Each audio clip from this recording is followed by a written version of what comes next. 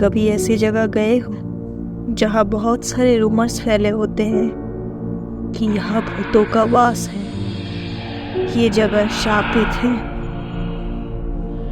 हम में से बहुत सारे लोग गए होंगे क्योंकि हमें एक्सप्लोर जो करना होता है, पर नहीं, कभी रूमर्स को मान लेना चाहिए।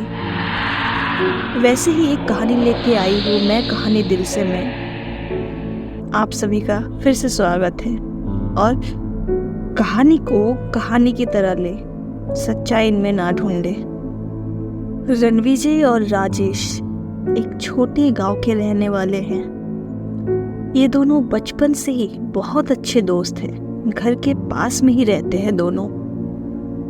साथ साथ स्कूल जाना, फिर साइकिल चलाना शाम को, फिर ट्यूशन जाना। दोनों को अलग ही नहीं किया जा सकता था। दोनों भाई जैसे थे। वैसे ही एक दिन राजेश को पता चलता है उनके ट्यूशन से लगभग 2 किलोमीटर की दूरी में एक खाली हवेली है जहाँ कुछ भूतों का वास है। ऐसे कहानियाँ प्रचलित हैं, आसपास के लोग कहते हैं, और वहाँ पे कोई जाता भी नहीं, खंडर पड़ा है बहुत समय से। वो ये बात रणविजय को बताता है। सच में ऐसा भी होता है क्या? रणविजय कहता है, पता नहीं, लेकिन लगा हो भी सकता है। कैसे? सुन, हम पता करते हैं। अगर हम वहां जाए तो? राजेश कहता है, पागल वागल है क्या तू? मैं वहां नहीं जाऊंगा। सब कहते हैं तो सच ही कहते होंगे। ए फट्टू, चलना। नहीं, और तू भी नहीं जाएगा? गया तो मौसी को बता दूंगा मैं। हाँ, नहीं जा रहा, मजाक कर रहा था। चल घर चलते हैं, वरना माँ डांटेगी, बोलेगी ट्यूशन के बाद इतना लेट क्यों हो गया। ऐसा कहकर राजेश और रणविजय दोनों साइकिल चला के वापस चले जाते हैं। लेकिन राजेश अपने मन से उस हवेली के बातों को भूल नहीं पा रहा था। वो रात को सोता है पर नींद नहीं आता है उसे। अगले दिन वो स्कूल जाता है। वापस आते समय वो रणविजय से कहता है कि आज वो ट्यूशन नहीं जाएगा, उसकी तबीयत सही नहीं है इसलिए। रणविजय कहता है तो फिर वो भी नहीं जाएगा। दोनों घर आ जाते हैं। राजेश नहा धोकर खाना खाता है।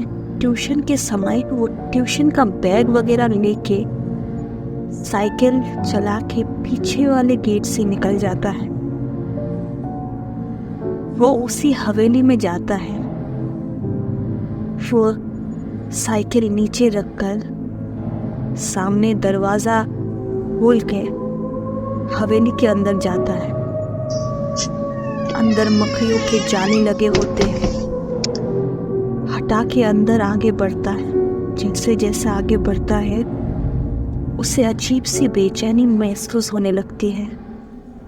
उसे कुछ आवाजें भी सुनाई देने लगती है, चीखने चिल्लाने की। हालांकि वो डरता नहीं है, आगे बढ़ता जाता है। जबकि बाहर पूरा धूप है, लेकिन अंदर इतना अंधेरा है मानो रात हो चुकी हो। वो सीढ़ियों से ऊपर जाता है, लेकिन अचानक वो फिसल जाता है। वो वहीं पर जाता है, अगल बगल देखता है, क्योंकि वो गिरा नहीं था। उसे महसूस हुआ जैसे कि उसे किसी ने पीछे से खींचा है। वो डर जाता है, उसके पसीने छूटने लगते हैं। उठने ही वाला होता है कि उसके गले में फांसी का फंदा डाल दिया जाता है। पीछे से कोई खींचता रहता है। वो बहुत हाथ पैर मारता है, तब जाके छूट पाता है फंदे से। छूटते ही वो भागने लगता है, लेकिन उस दरवाजे पे नहीं पहुंच पाता है। जितना भी कोशिश कर ले वो भूल भुलैया की तरह घूम जाता है। थक चुका था वो, फिर थक के बैठ जाता है। जैसे ही बैठता है उससे पीछे दरवाजा नजर आता है।